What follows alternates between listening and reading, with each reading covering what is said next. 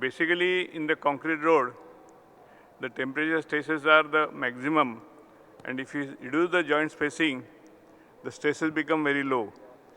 And if you have the panel of 1.5 meter by 1.5 meter, temperature stresses virtually become 5%. As a result, you can reduce the thickness to 20 centimeter. So, actually, in Bangalore Ring Road, there was the existing bituminous road having thickness of 140 or 150 mm, over which white topping was done. But theoretically, there is no ban on why it cannot be done on the new road also.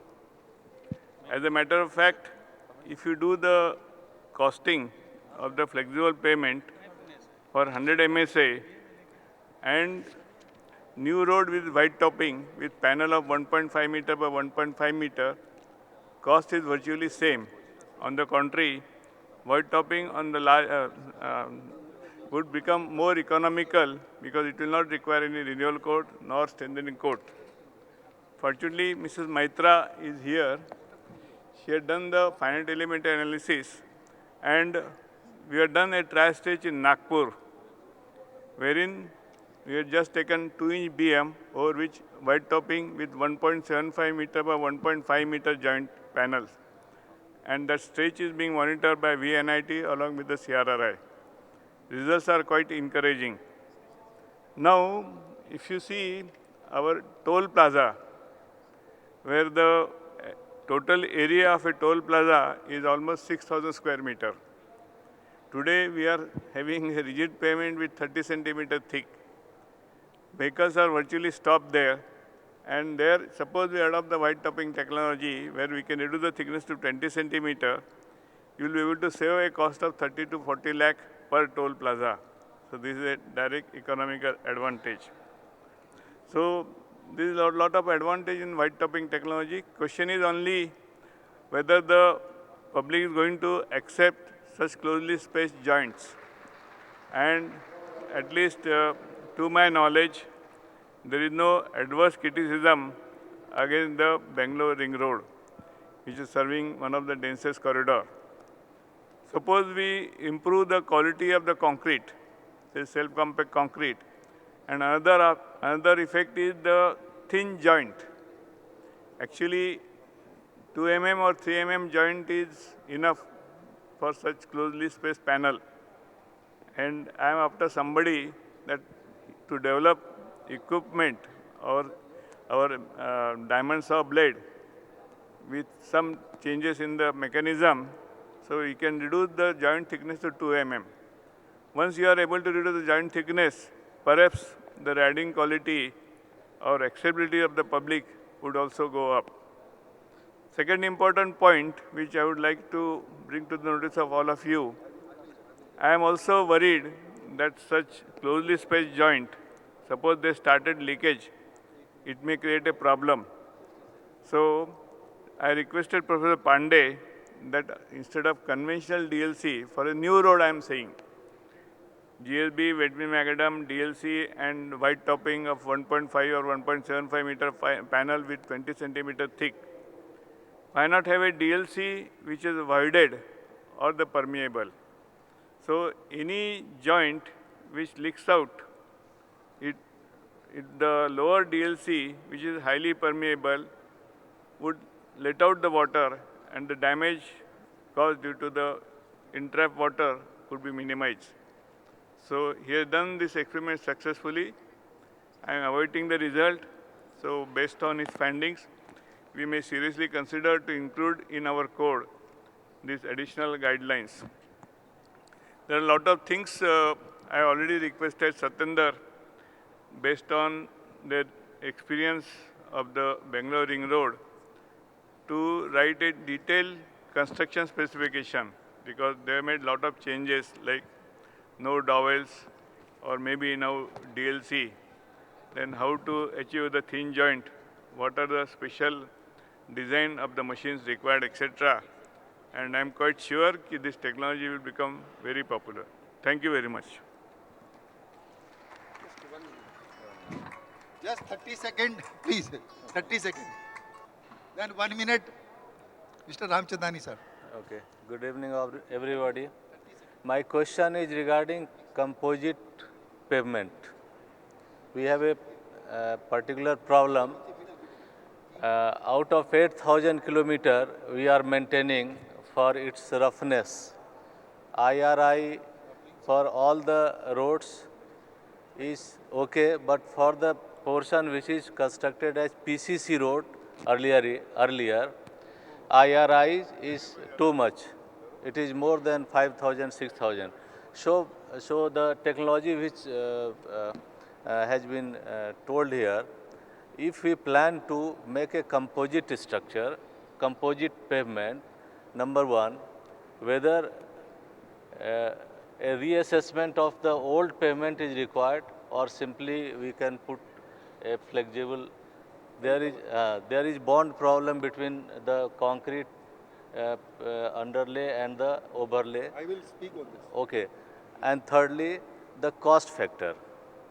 Because if we give 25 mm SDVC or more thickness, then comparison of cost for this kind of composite structure and its functionality. So I would like to answer. Thank you. Thank you, Mr. Chairman, for allowing me to be here for a question. To Mr. Satyendra for the white topping, I would request him to say and tell us why we call it ultra thin white topping, that is one. And it is 50 mm to 200 mm as you rightly said, but why it is called ultra thin, that is one. The other question is what are the tests that we must perform while accepting the work done by any contractor in the form of this ultra thin white topping, whatever it is. The question for the permeability is, you have rightly presented the difference and the relationship between the horizontal and the vertical permeability. But I would like to say any highway engineer will be more interested in trying to know what should be the permeability of a layer which has consolidated after 1 to 2 or 3 years of actual use. Not in the initial stages when the construction is completed, because the road goes bad after some use. So what is the permeability of the layer on which we have designed that particular pavement structure? How it changes with the consolidation. That should be of more interest and of more study that will help us. The question to Professor Tandon that I had was a very small one. I already written it there. I would say 3,000 of segments we have used for this long bridge of 9 kilometer length for construction. So we must have constructed all the number of segments in a very short time, and we must have stored them one above the other. So how many of them and what was the weight of each of those segments when we stored it in the casting yard, that is of interest to me. Thank you.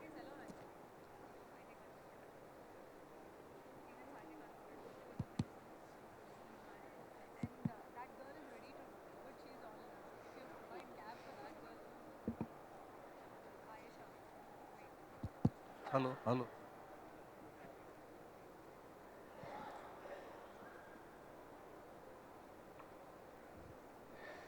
Hello.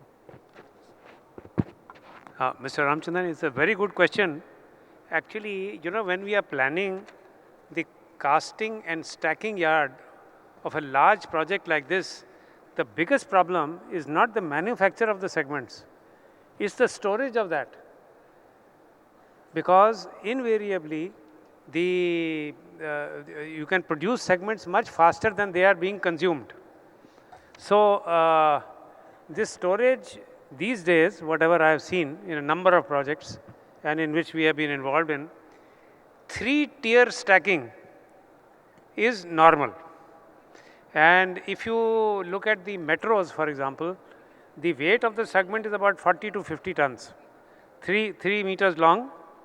And of course, you have to make sure that the segment that you put on top transfers its load at the junction of the web and the deck slab, which is at the bottom. Only then the load transfer will take place properly, because you got invariably a trapezoidal shape like that. So that load comes within the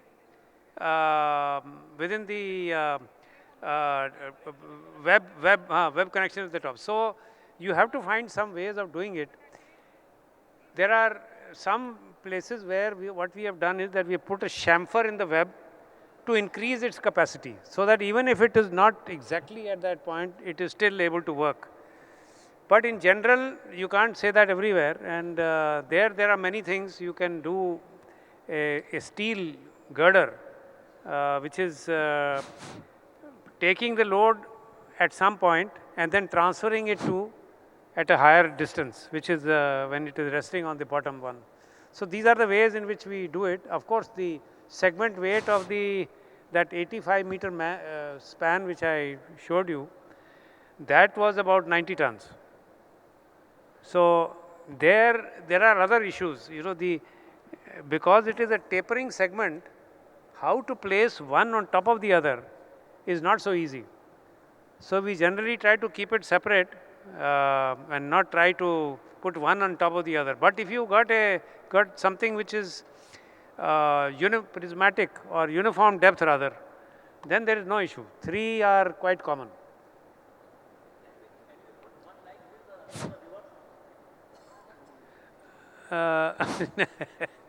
No, I think all these structures that we design, they are supposed to have the gravity loads in one direction only. So if you put it upside down and then lift it somehow and all that, it's too complicated. That's why.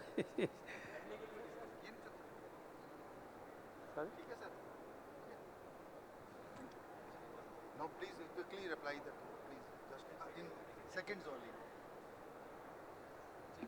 Sir, for the question that was posed on permeability, our idea was to check what would be the permeability that we would get for the gradations that are given in MORTH, because I had not come across any paper which had given that this is the permeability for this gradation. So that was the idea for conducting this research study. Secondly, you mentioned that we need to check the drainage of the consolidated payment maybe after 2 or 3 years. True, because due to the movement of traffic, there is a lot of consolidation that is happening, and we have done a payment evaluation study for a payment that has failed. It was a 6 years old payment in Bangalore, one of the Bangalore urban roads, and we saw that the failure there was predominantly because of poor drainage. And it was not that they had not given a good drainage layer. It was a non-plastic GSB material which had adhered to the specification as per MORTH, but still there the payment had failed because of poor drainage. The reason was all the fines over the period, it had moved along with the water and it had clogged at the edge of the payment, and it was blocking the flow of water to the longitudinal drain. So that was one of the reason why though they had provided a good GSB material in the GSB layer, still the payment had failed because of poor drainage. So I think for this question, probably we need to do a study in situ permeability test for the field, for the payments in the field, and come out with the result. Maybe we need to devise a method for that. So that probably we'll do. Thank you. Yes, sir. Sir, yeah. Hello. The layer was having a good permeability initially during construction. Yes, sir. But as you rightly said, when the particles flow Yeah. along with water and Yeah. consolidation takes place, then the permeability changes. Yes, So sir. that after 2 to 3 years of construction, if Yeah. you can really check it in the field Yeah. on some of the stretches, True. that will be of great interest and help to the Yeah. highway engineers. Right, sir. Because that material what we had taken from the field, the GSP layer we had collected from the field, we remolded it in the lab and we checked the permeability. It was definitely meeting the requirements. But in the field, because of these variations, the permeability had come down. Definitely we will devise some method to check it. Thank you. Sir, The practically what material I should have fall in Darcy's law, D50 by D50, then it will not flow. Sir, what practically I have seen, whenever you make a camber 2%, after 5 or 10 years, it will become minus 2%. It becomes a valley. So if you see, so they can do more study on the old road also. In the field, if we can find the permeability, I think this he may like to ask. So now I will take 4-5 minutes to quickly finish the slips I am having. One gentleman, Mr. R.K. Singh, has said, can we composite payment, function of a payment on the old road, can we make? Yes, we can go on the old road also, but the thickness of bituminous road will be designed. It may not be less than 75 mm or 80 mm dBm or BC. We have to go for a falling weight deflectometer as per IRC 115, IRC 119. After the laying of bituminous layer and before laying the bituminous layer, then only we can go. If there is a void between the subgrade or GSB, or then we should not go. Then we have to fully rehabilitate. If your slab is more than 25% crack, that is fully fault. We have to fully dismantle it, then construct. If your slab is less than 25% crack, as per IRC code, whether it is a rigid or flexible, 25% distress is permissible in the old road. In the new road, 5% defects are permissible. So we have to see that. Coming to the question of Mr. Mahesh Hirmat, nowadays HMA to replace the cold mix. Yes, I think in India we have not done cold mix white topping. We have to start. Can we go cold mix on the white topping or not? I think the code which we are preparing, I think Mr. Bongirwar may take care for that. Whether we use only hot mix or can we use cold mix also, IRC code says both are parallel. So it is up to the designer how we have to use. There are other things also, like stone metric asphalt, porous pavement. There are many things on the bituminous road. Generally, there is a Ministry of Road circular that 30% road can be laid with microsurfacing.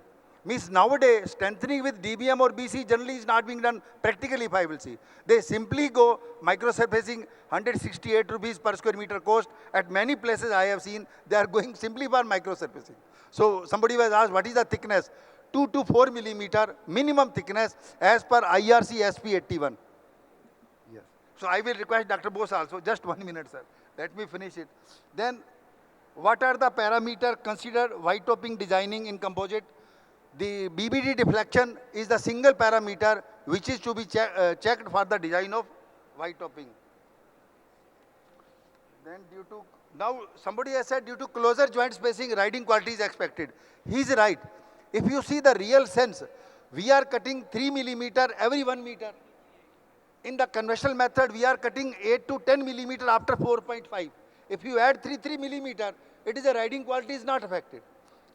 Other thing, we are not sealing the joint also. That is why some aggregate will not enter into the crack. Spalling is less. So riding quality, what we have found, is not affected if we go for a closer joint spacing. Then minimum thickness, already I had explained. Minimum, if it is a hot mix asphalt, 25 mm. If it is less, we have to go for a smaller size aggregate. In the case of concrete, size of aggregate shall be 1/4 of the minimum section.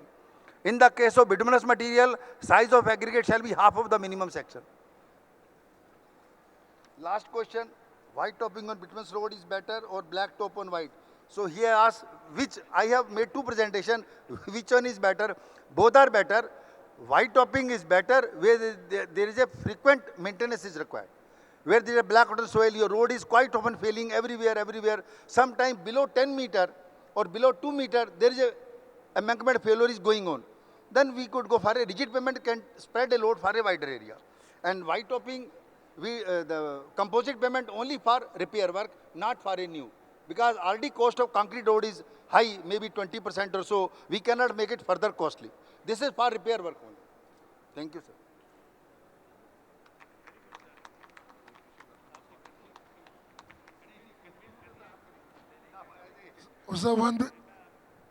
Sir, 1 minute, please. Yeah. So now all the authors are requested to please Satinder. come on the dais. Mementos के लिए then sir. Satendra थोड़ा बोलने दो.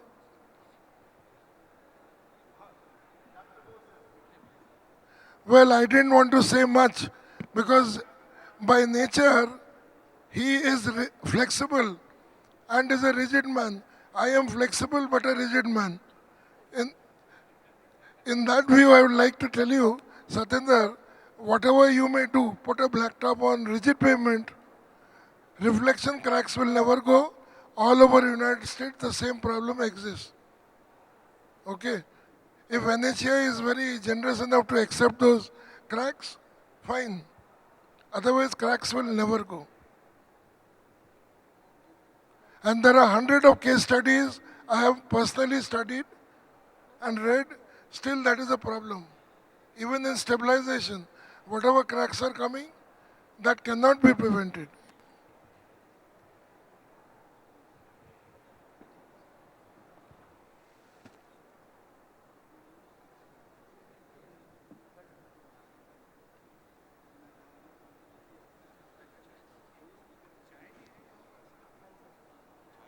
So now we will request Right, Madhavi, Soundarya, and others to present mementos to the dignitaries on the dais.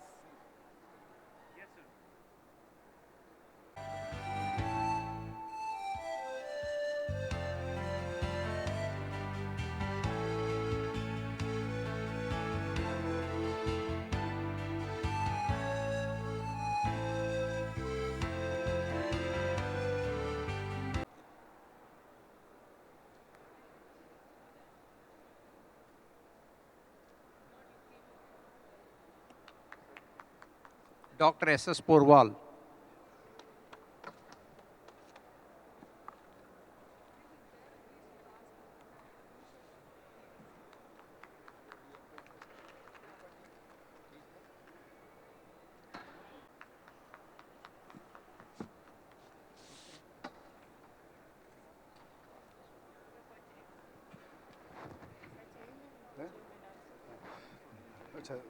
Now I request Shri T. Vishwanathan ji, please come.